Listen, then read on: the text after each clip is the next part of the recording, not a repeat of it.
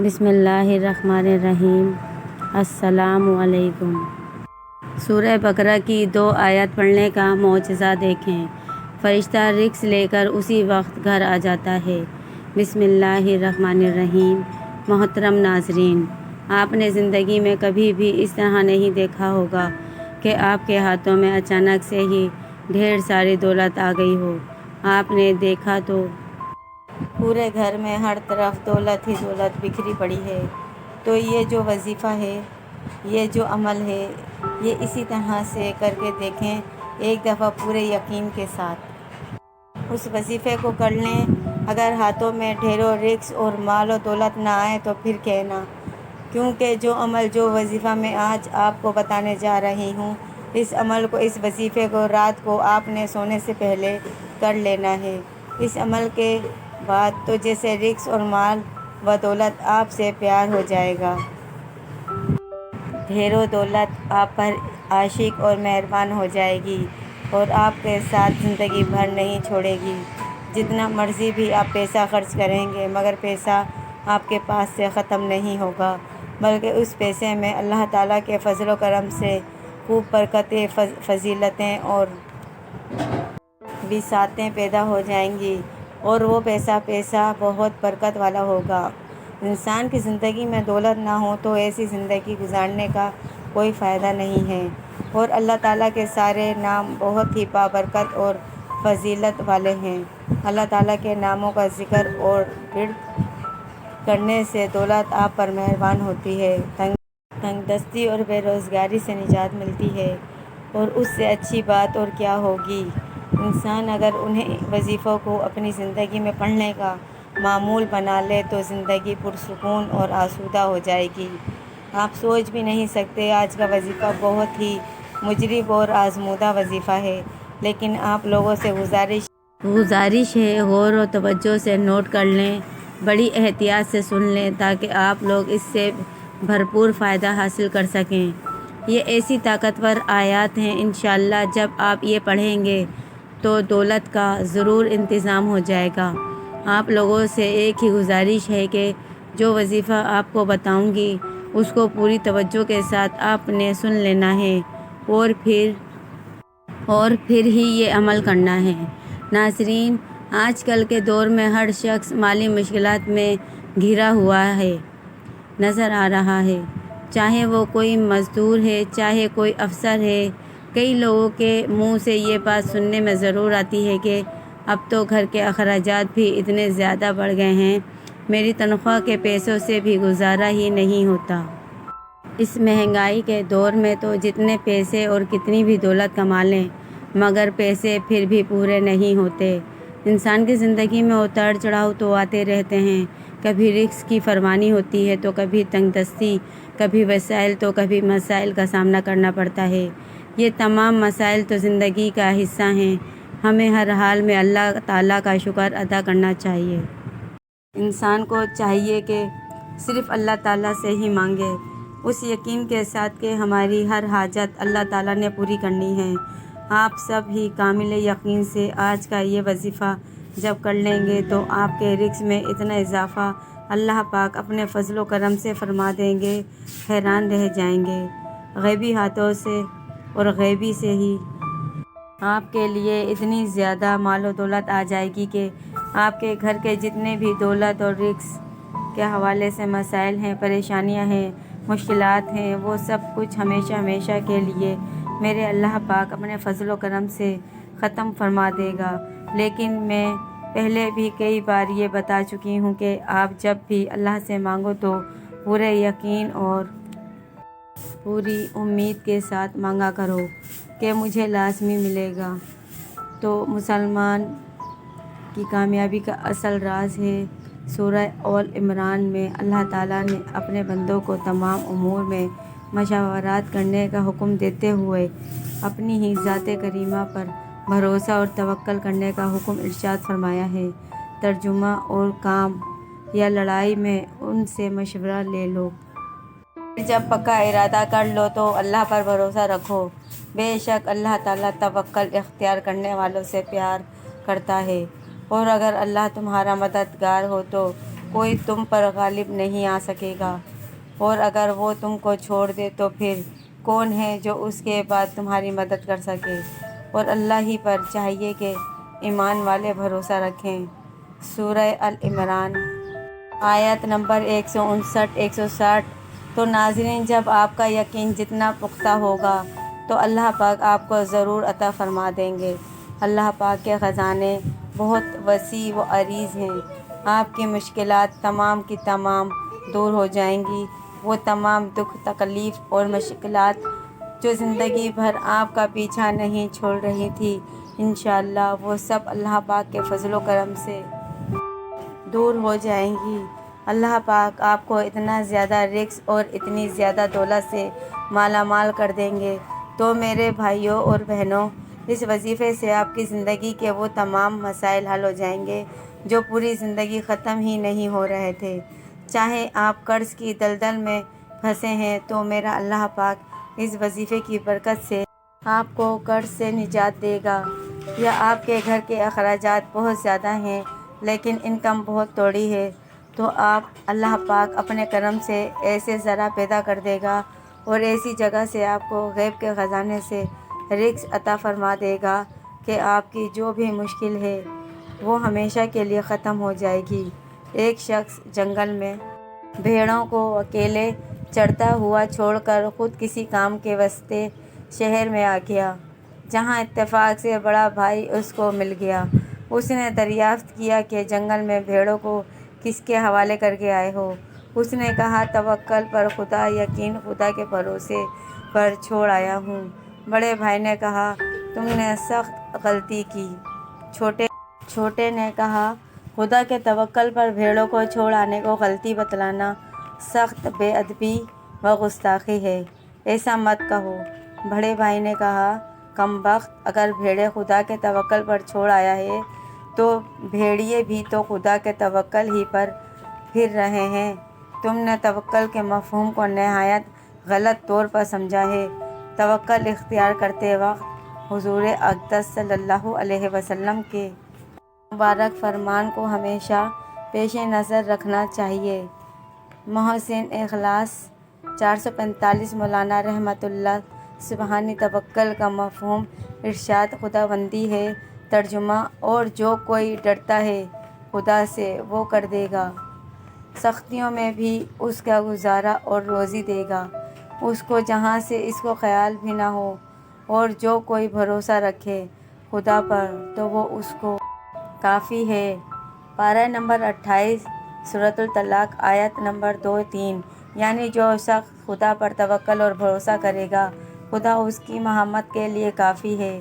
ترمذی اور ابن ماجہ نے حضرت عمر رضی اللہ تعالیٰ عنہ سے روایت کی ہے کہ رسول کریم صلی اللہ علیہ وسلم نے فرمایا، اگر تم خدا پر توکل کرتے جیسا کہ اس کا حق ہے تو بے شک خدا تعالیٰ تمہیں اس طرح روزی دیتا جیسا پرندے اور جانوروں کو دیتا ہے، کہ پرندے صبح کو اپنے گھونسلوں سے بھوکے نکلتے ہیں اور شام کو پیٹ بھرے ہوئے واپس ہوتے ہیں۔ اور بخاری اور مسلم شریف میں حضرت ابن عباس رضی اللہ تعالیٰ عنہ کی روایت ہے کہ حضور اقدس صلی اللہ علیہ وسلم نے فرمایا کہ میری امت میں 70,000 آدمی بغیر حساب کے جنت میں داخل ہوں گے۔ ان کے اور اوصاف میں ایک یہ بھی ہے کہ وہ حق تعالیٰ پر توکل کرنے والے ہوں گے۔ توکل کے معنی یہ نہیں کہ رب تعالیٰ کے پیدا کیے ہوئے اسباب و آلات کو چھوڑ دے، بلکہ مراد یہ ہے کہ اسباب اختیار یہ کہ ضرور اختیار کرے، مگر بھروسہ اسباب پر کرنے کے بجائے حق تعالیٰ پر کرے کہ جب تک اس کا ارادہ اور مشیت نہ ہو جائے کوئی کام نہیں ہو سکتا۔ معارف القرآن جلد 8 صفحہ 488 حدیث شریف میں ہے کہ ایک اعرابی عرب گنوار یا بدو سرکار رسالت کی خدمت اقدس میں حاضر ہوا۔ آپ صلی اللہ علیہ وسلم نے دریافت فرمایا کہ اونٹ کہاں چھوڑا؟ عرض کیا، خدا کے بھروسے پر چھوڑ آیا ہوں۔ حکم ہوا کہ اول اس کو کسی جگہ مضبوط باندھ لو، اس کے بعد توکل کرو۔ حق تعالیٰ مخلوق کی طرح اسباب کا محتاج نہیں، وہ ذات تو بغیر اسباب کے بھی نظام کائنات چلا سکتی ہے، اور اس پر قادر ہے، لیکن اس کی عادت یہی ہے کہ وہ اسباب کے تحت ہی کائنات کا نظام چلاتا ہے۔ امام غزالی رضی اللہ تعالیٰ عنہ نے لکھا کہ بندے کو زیبا نہیں ہے کہ وہ آقا کو عادت کے خلاف کرنے پر مجبور کر کے اسے آزمائے۔ یہ جاہلوں کا خیال ہے کہ توکل تو محنت و مزدوری اور کسب کے چھوڑ دینے کا نام ہے کہ ہاتھ پہ ہاتھ رکھ کر بیکار بن کر بیٹھ جائے، اگر بیمار ہو تو دوا نہ لے، بے سوچے سمجھے اپنے آپ کو خطرات اور ہلاکت میں ڈال دے کہ کہیں آگ میں گھس جائے اور کہیں شیر کے منہ میں ہاتھ دے دے وغیرہ، تب متوکل کہلائے۔ یہ خیال بالکل غلط اور اسلام کے احکامات سے لا علمی کا نتیجہ ہے، کیونکہ ایسا کرنا شرعاً حرام ہے، اور شریعت محمدی صلی اللہ علیہ وسلم ہی توکل کی خوبیاں بیان کر رہی ہے۔ پھر بھلا جس بات کو شریعت ہی خود ناجائز بتائے اس کی رغبت کیسے دلائے گی؟ اصل بات یہ ہے کہ انسان کی صحیح کوشش یہی ہے جس کا صلہ اسے ملے گا۔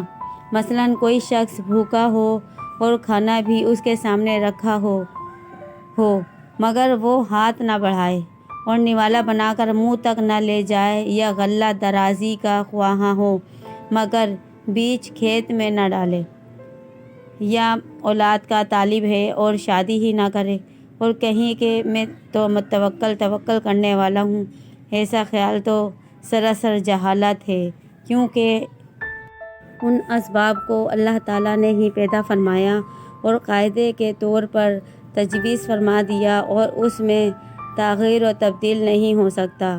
البتہ ان اسباب میں توکل کرنے کی یہ صورت ہے کہ اول اس بات کا پختہ خیال رکھے کہ کھانا اور ہاتھ خدا کے دیے ہوئے ہیں، اور کھانے کی طاقت و قدرت بھی اس ذات کی عطا کی ہوئی ہے، اس طرح ان بیج اور کھیتی باڑی کے استعداد میں بھی خدا نے دی ہوئی ہے۔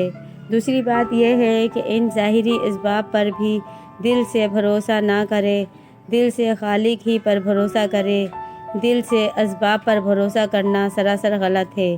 چنانچہ ظاہر ہے کہ اگر ہاتھ پر فالج کا اثر ہو جائے اور کھانا کھا رہا ہو اور وہ زمین پر گر پڑے، زمین میں بیج پڑے وغیرہ، الغرض ان تمام چیزوں کا لحاظ رکھ کر صحیح و کوشش کرنے میں نہ کچھ مذائقہ ہے اور نہ اسباب کو اختیار کرنا توکل کے خلاف ہے، بلکہ اسباب کو استعمال میں لانا ضروری ہے۔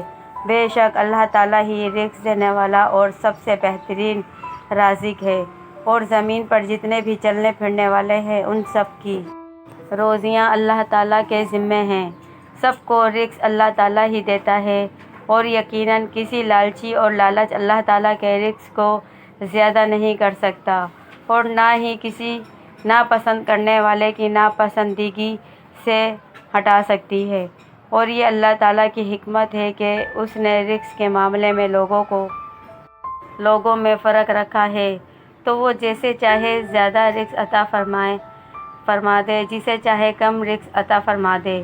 وہی مالک ہے، وہی خالق ہے، وہی ایک قوم کے رزق کو وسیع کر دیتا ہے اور دوسری قوم کے رزق میں تنگی فرما دیتا ہے۔